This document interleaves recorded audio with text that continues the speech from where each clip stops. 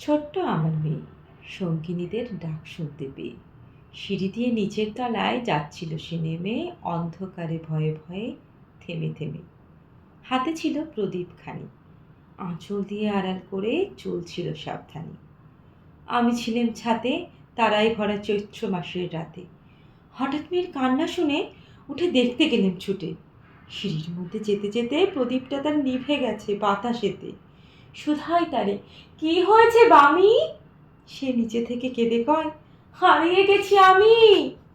তারাই ভরা চৈত্র মাসের রাতে ফিরে গিয়ে ছাতে, মনে হলো আকাশ পানে চেয়ে আমার বামির মতোই যেন অমনি সে এক মেয়ে, নীলাম্বরের আঁচলখানি ঘিরে।